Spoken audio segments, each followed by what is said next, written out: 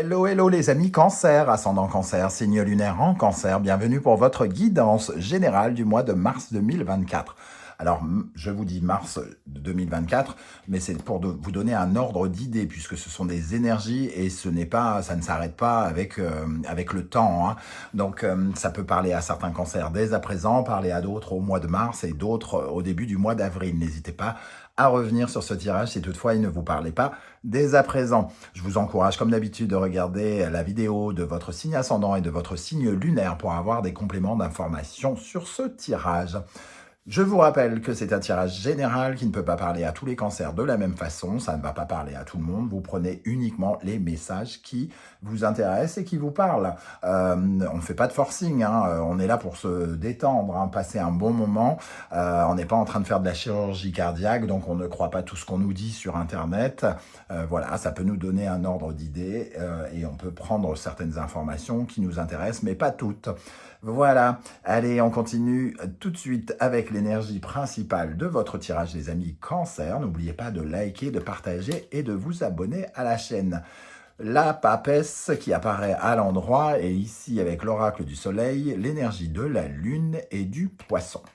Ok, la papesse, elle est parfaitement réceptive, hein. C'est celle qui connaît les secrets du monde, les secrets de son intériorité, les secrets du divin. C'est celle qui représente une intuition tout à fait particulière. Et la papesse, avec cette énergie à la fois de la lune et du poisson, elle peut être tout à fait amenée à avoir une intuition tout à fait importante pendant ce mois de mars. C'est la première chose que je ressens, une certaine forme de vibration. Vous allez savoir ce qui se trame, comment ça se passe, comment ça se trame, comme si vous aviez un peu une vision d'ensemble ou une vision d'avenir sur quelque chose qui est en train de se faire. La papesse, c'est aussi celle qui apprend, celle qui étudie, celle qui analyse, celle qui remplit des papiers, celle qui peut-être, bon, avec l'impératrice qui écrit, ici on a peut-être plus une lectrice, quelqu'un qui se renseigne, peut-être que justement vous êtes en train d'étudier quelque chose qui vous permet d'avoir accès au goût des autres. C'est-à-dire qu'ici, cette empathie, la lune et le poisson, ça nous dit que vous avez accès à des informations comme si, par exemple, si vous écrivez un livre, vous allez savoir écrire un livre par rapport au goût du public. Vous allez savoir ce que le public peut ressentir de ça. Donc, vous allez sentir si c'est une bonne ou une mauvaise idée. Peut-être que vous êtes en train de choisir justement une idée, que vous êtes en quête de quelque chose, parce que la papesse, elle analyse, elle réfléchit. Hein. Ici, il y a une réflexion qui va être poussée de votre imagination. On a l'énergie du poisson, l'imaginaire, la lune qui nous parle aussi de cette notion d'imaginaire, de tourner son imaginaire pour créer quelque chose. Voilà, donc il peut y avoir cela.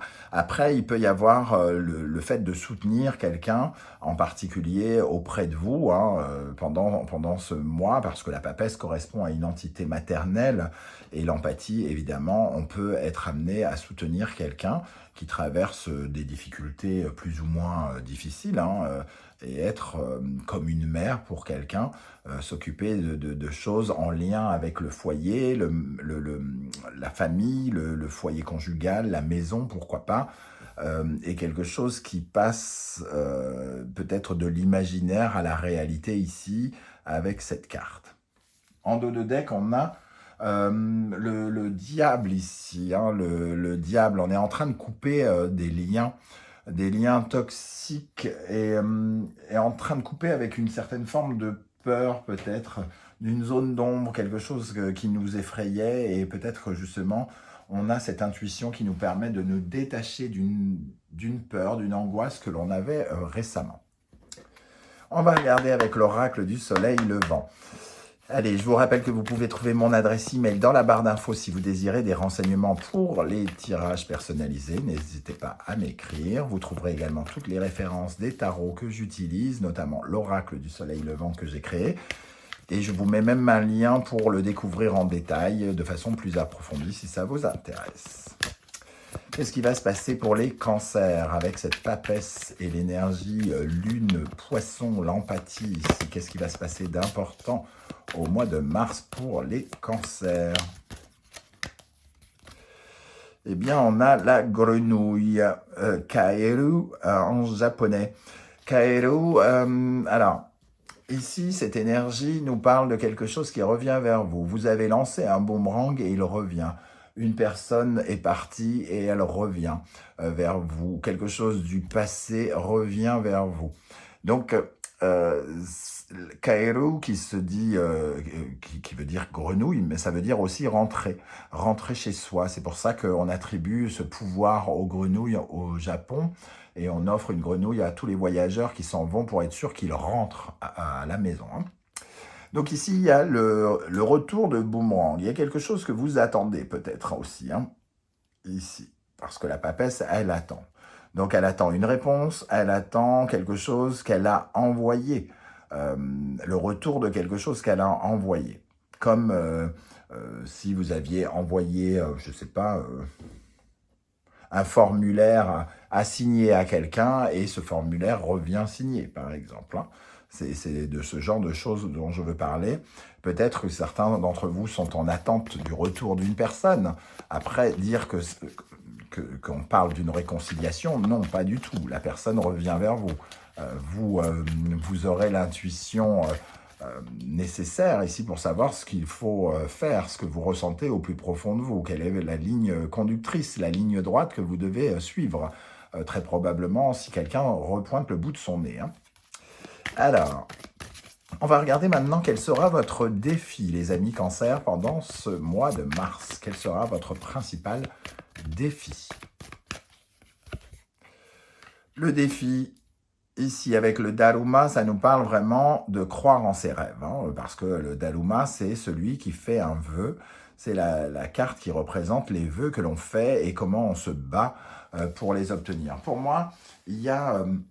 Ici, il y a une certaine forme d'optimisme à avoir et être particulièrement réceptif. Il y a comme un signe, comme une synchronicité qui va vous être envoyée et il faut que vous soyez ouvert à cette possibilité et donc intuitivement relié aux énergies de la magie, comme vous pouvez l'être avec la papesse. C'est à vous ici de tendre l'oreille, par exemple. On voit cette oreille, alors peut-être que justement ça nous parle de quelque chose qu'on pourrait entendre. Entendre ou quelque chose qui vient vers nous, en tout cas. Voilà, ça peut être un message, une information, quelque chose que vous entendez au travers d'une musique, au travers d'un film, quelque chose comme ça qui pourrait vous intéresser et qui pourrait vous apporter beaucoup d'informations que vous attendez ou qui vous seront utiles. On va continuer à déployer ce tirage. Je vais commencer par tirer les cartes et après, on les retournera.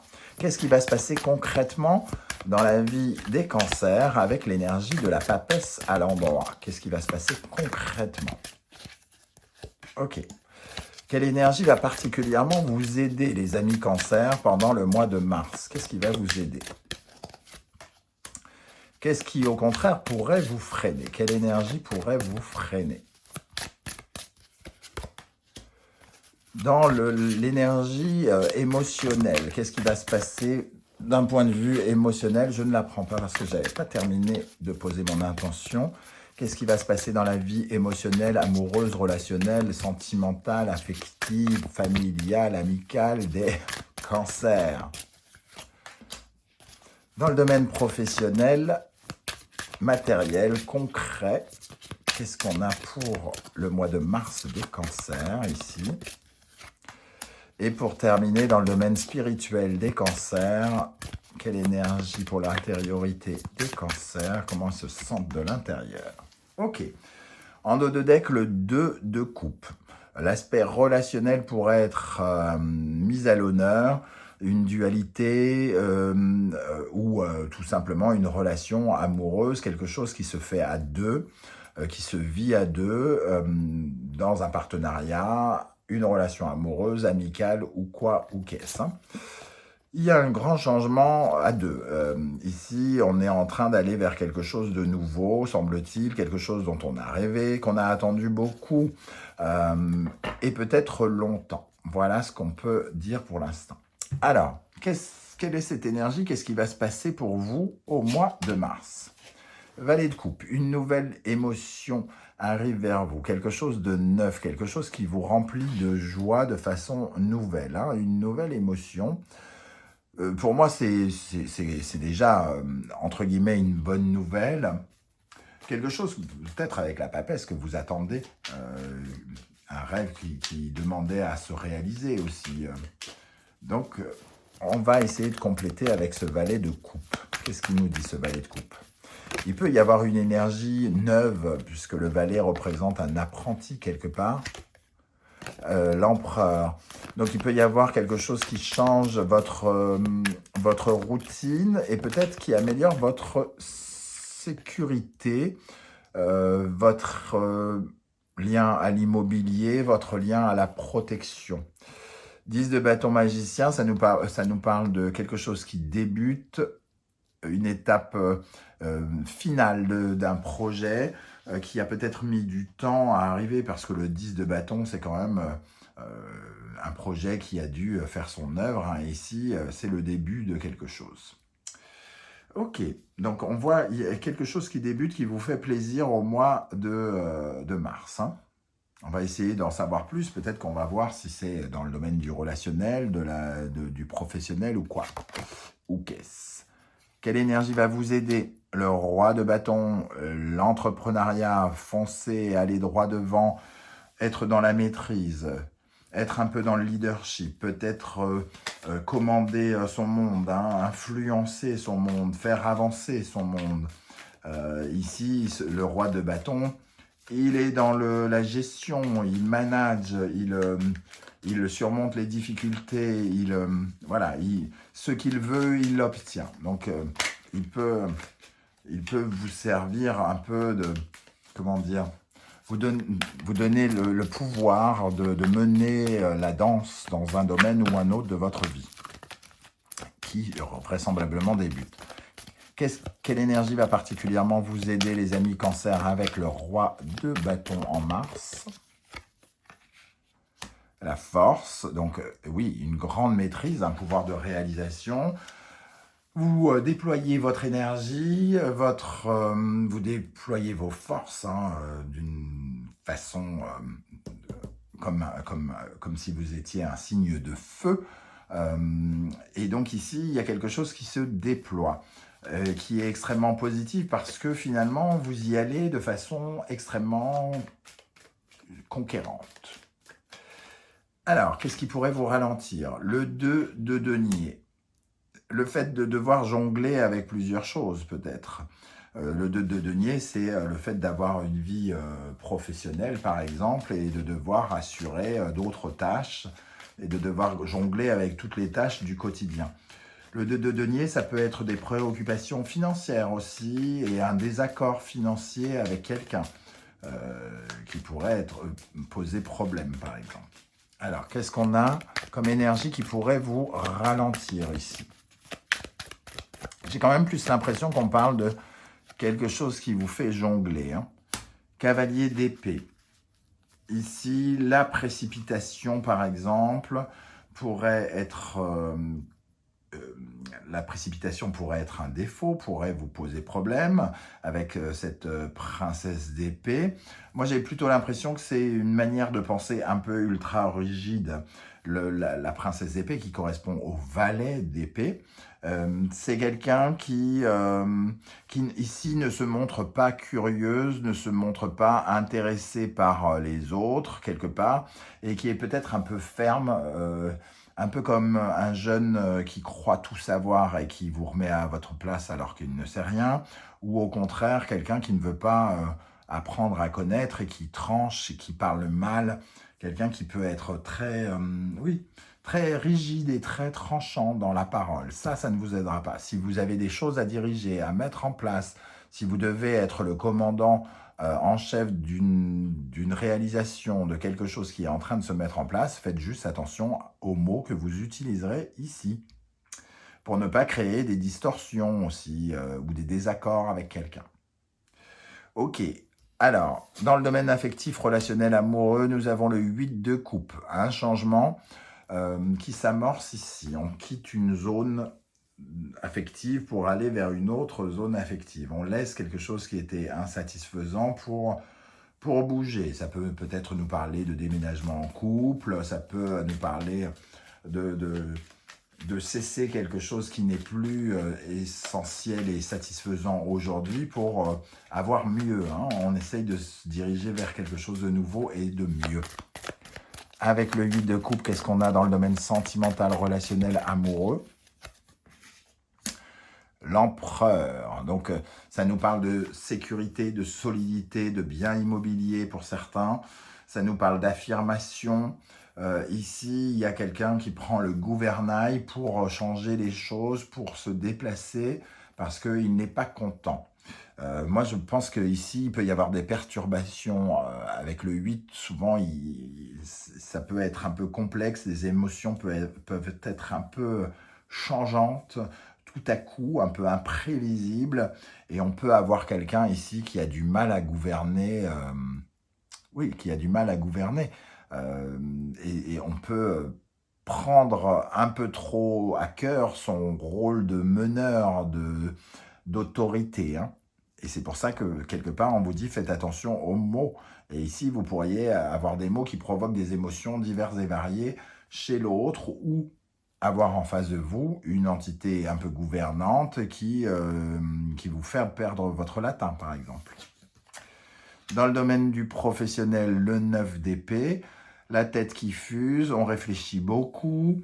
On travaille beaucoup l'intellect, on cherche de nouvelles stratégies, peut-être on fait beaucoup de recherches, on est, voilà, c'est un peu l'énergie de la tête qui recherche des concepts, des idées, qui cherche à poser des contenus, des écrits peut-être, des communications. C'est beaucoup l'intelligence qui parle ici, hein, dans le domaine professionnel. Alors, qu'est-ce qu'on a pour accompagner cette énergie du 9 d'épée dans le domaine professionnel, financier, matériel des cancers? L'as de denier, on réfléchit par rapport à quelque chose, un nouveau projet, une opportunité qui se veut concrète, il va falloir concrétiser. C'est-à-dire qu'ici, on réfléchit, on pense, on analyse, un peu comme la papesse, on cherche une idée, par exemple, pour quelque chose, pour concrétiser quelque chose. Donc, on adapte ces idées, on fait tourner les idées en boucle, celle-ci non, celle-ci c'est pas mal, celle-ci stratégie, tout ça. Ça va me parler de ça ici. Hein. Pour terminer, dans le domaine spirituel intérieur, nous avons le 6 de coupe. Il y a quand même un sentiment d'amour et d'unicité, quelque chose... c'est un peu comme s'il y avait quelque chose qui avait été programmé dans le passé ou qu'on avait vécu dans le passé, qui revenait vers nous ici. Hein.